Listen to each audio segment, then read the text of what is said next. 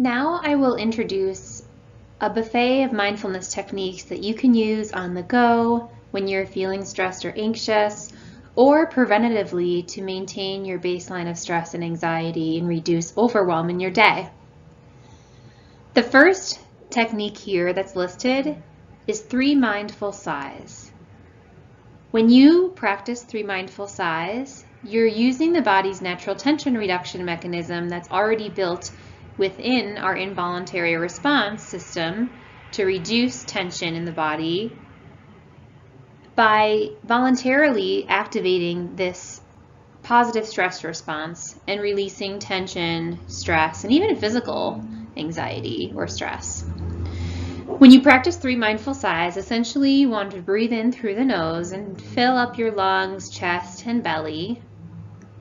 Hold at the top and take a big exhale or sigh out through the mouth. This can be audible or inaudible. So the good thing is that no one has to know that you're using this to reduce your tension while you're having a conversation or taking a break while listening or walking into the next patient room. And it's just a nice way to notice tension in the body, maybe relax the shoulders as you're sighing, or even picture yourself sighing out something negative that you want to let go of. The next technique that I list here is diaphragmatic breathing or belly breathing. Most of you have probably heard of this, so you can always look up different diaphragmatic breathing exercises to listen to a guide and help cue you through this. But the note I want to make here is that it's also helpful to introduce a concept of safety when you're practicing any relaxation or mindfulness techniques, because often our fight or flight response is so overstimulated and it takes a little bit of effort, intention, and focus to really turn off that fight or flight response. And so one thing you can do before you practice this or any of the other techniques is place one or both hands on your belly. Notice that gut and mind connection just through creating a safe space here in your body, and ask yourself, do I feel or am I physically safe in this moment?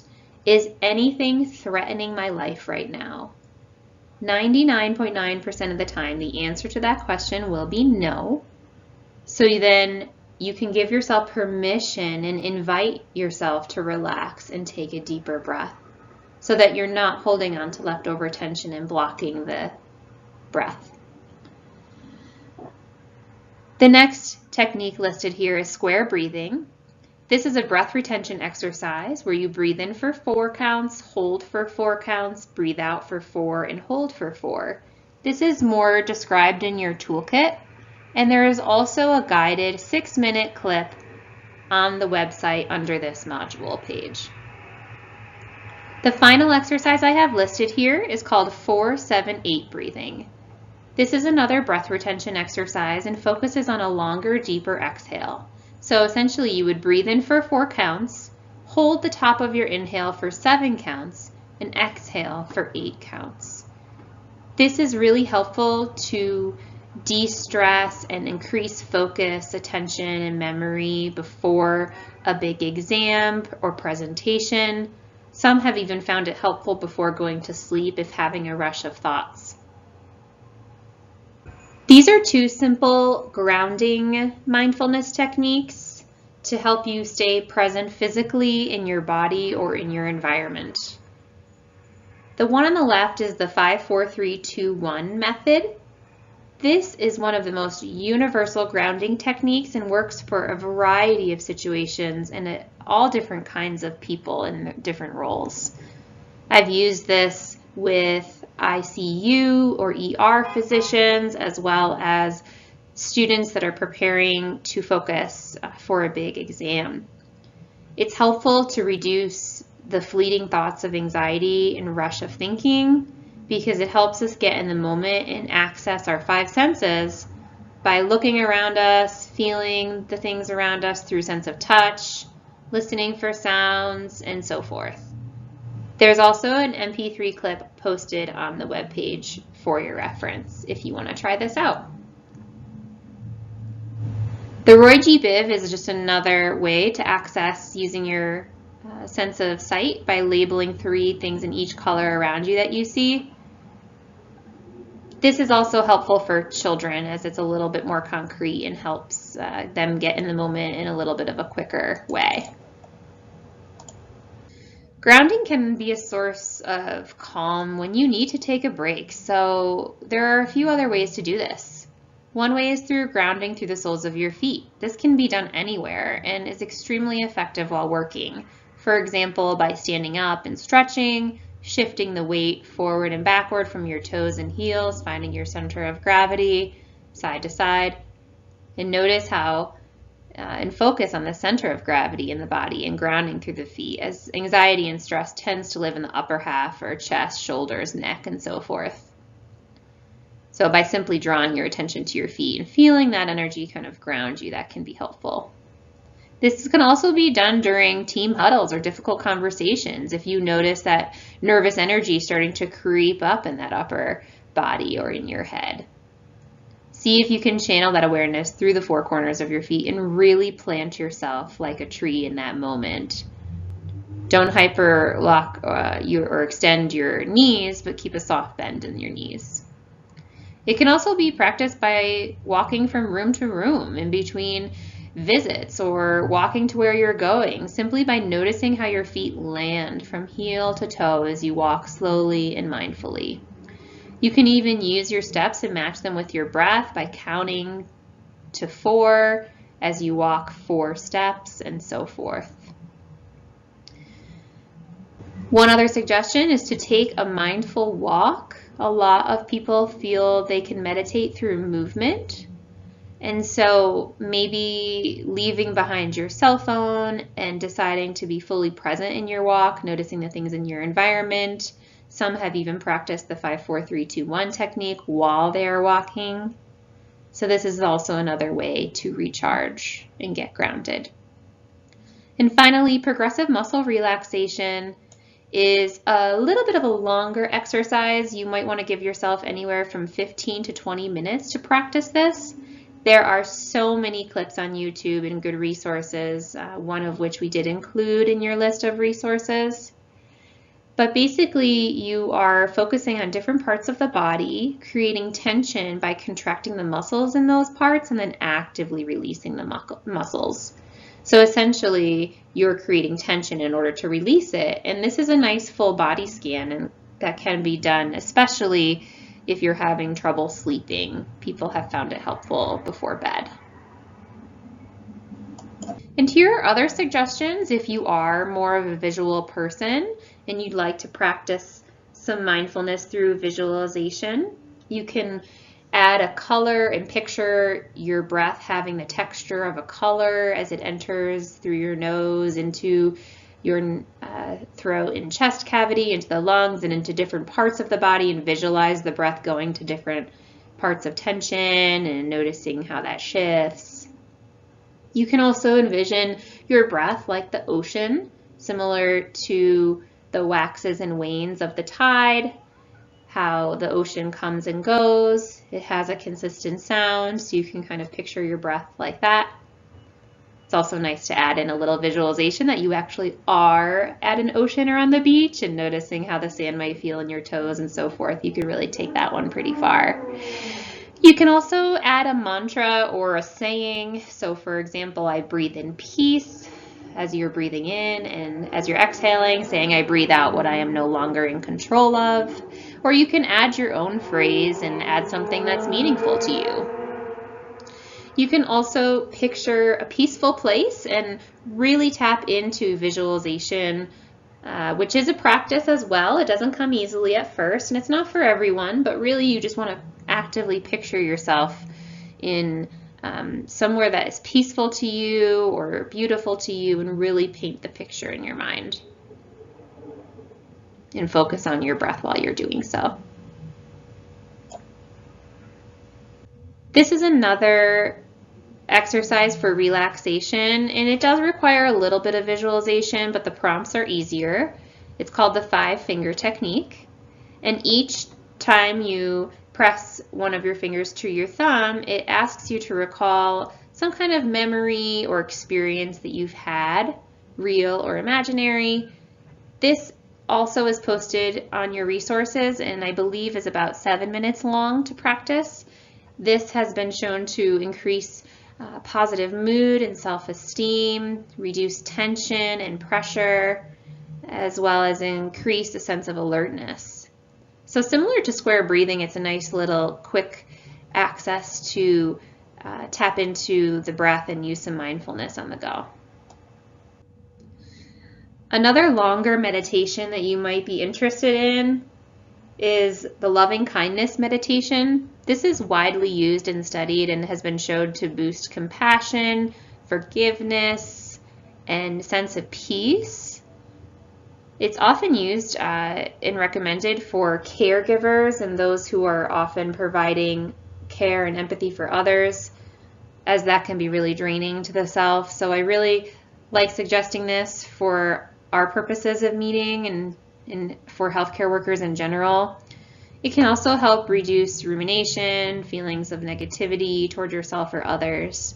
And in such an uncertain state of the world within the pandemic that we're in, I think we all need a little bit of loving kindness. So there is a link that's posted on your website to Berkeley's page of their recording that they offer, but you can also follow your own script and create your own space to practice this. It can also be helpful for managing social anxiety, marital conflict, anger, and coping with the strains of long-term caregiving. You would essentially repeat the phrases listed on this slide toward your self, towards someone you positively regard, towards someone who you feel neutral towards, then towards someone who you have difficulty with in your life, and then you continue to spread that message locally, in your community, and then globally and universally. If you do want to create an active practice and make time for mindfulness or breathing each day, consider pairing it with another activity for association and then notice the benefits of that routine. The power of association, such as taking a few deep breaths after you brush your teeth or reminding yourself to sit and meditate after you cook dinner, it can really help develop a habit because you're going to associate it with that activity. And if you notice the benefit, you're more likely to come back to that. Please remember, habits can take 3 to 4 weeks to develop, so try to avoid making too many new changes at once, which can make change be difficult.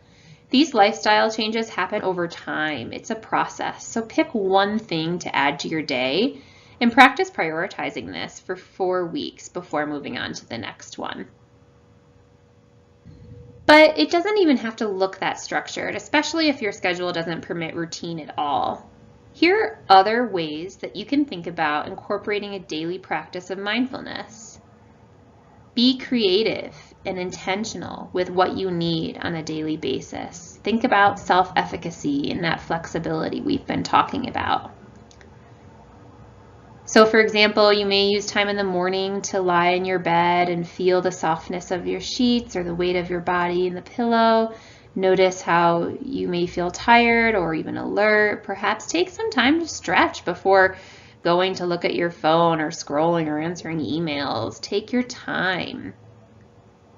Maybe on your next walk, really practice mindful walking and really notice the things in your environment. Listen to the dogs barking or watching kids playing in the park and so forth, how the sun is shining. You may also be intentional with your transitions. Notice where you're headed, where you're going. Take a few moments in your car before getting out to take a few deep breaths. Feel your seat in your chair. Feel gravity holding you there, and intentionally transition to the next activity. Take a moment to notice your thought stream, acknowledge, and tell yourself what you're about to do. This is also helpful when we try to avoid multitasking. Be aware of what you're working on. Try to do one thing at a time on purpose. This will create more accomplishment and benefits. We know that multitasking doesn't work, and we spend more energy switching our brains back and forth instead of focusing and getting one thing done. I recognize that this can be hard to do, but at least remembering where this might be a source of depletion for you throughout the workday. If practicing mindfulness meditation at home, consider using sense shifters, or even at work, keeping essential oils, candles, music, or incense at your desk or your space. And simply going outside or opening a window to take in the fresh breeze or notice the warmth of the sun on your face. You can also use essential oils in your car for your commute. Create a space or area in your home or work where you feel safe and can take just a little bit of time away, even if it's a moment or two from this task-driven environment, to sit, breathe, get grounded. You may also want to bring in a pillow or a stone or a blanket, something like music to help you get focused, or a candle to focus on. And finally, another tip for mindfulness is simply practicing gratitude and writing 3 good things that happen in your day. It really helps us stay present instead of focusing on all of the stress and worry. For some, practicing mindfulness means meditating. And for others, it may mean meditating through these daily activities that you already are doing. So if you enjoy any of these things, I encourage you to take it in like a sponge, expand on these activities, and practice using your 5 senses or your breath to really get grounded through these activities. For example, if you're gardening, feeling the dirt in your hands, noticing the sound of the water trickle as you water the plant, taking in the color and the scents.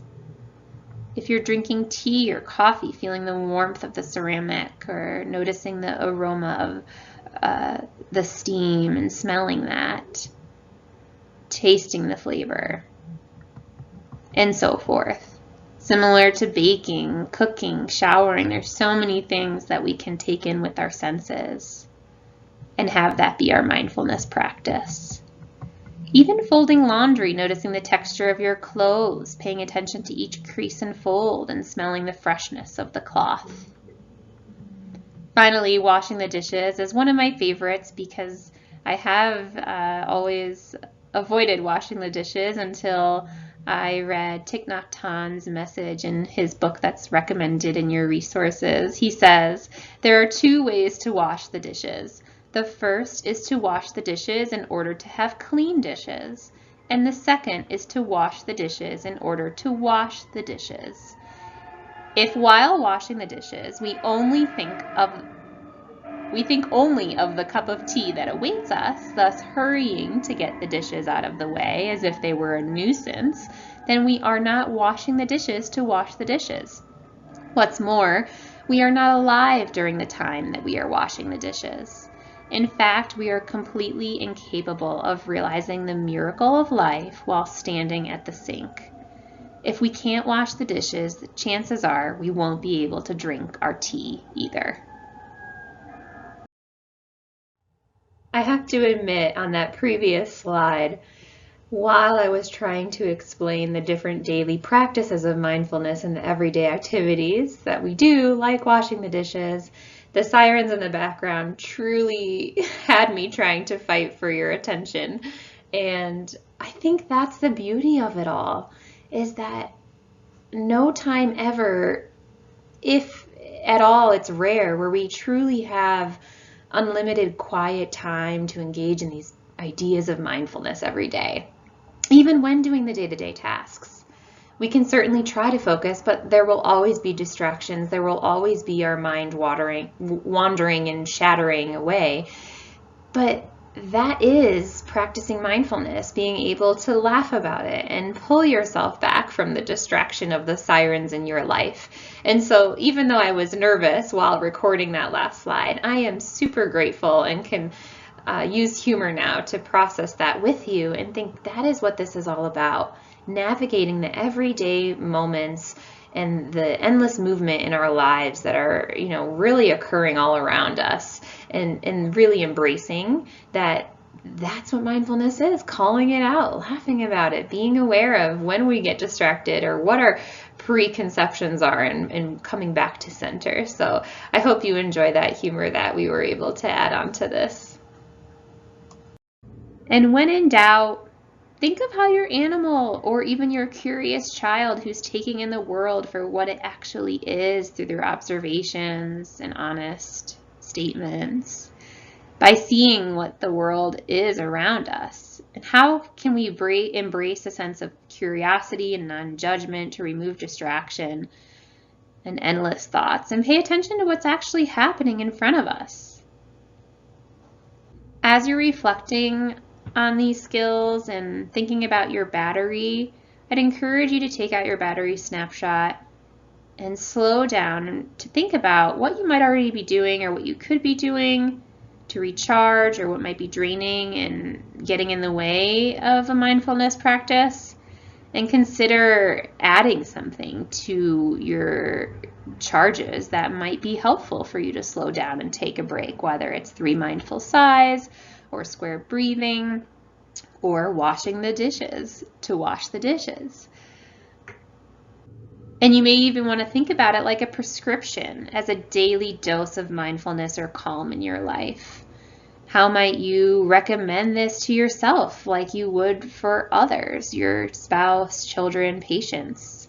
Encouraging others to slow down and take time for themselves is really important in today's world. So ask yourself, what is my mindfulness prescription and how can I do these things on a regular basis so that I can press pause, be mindful, and check in with my expectations?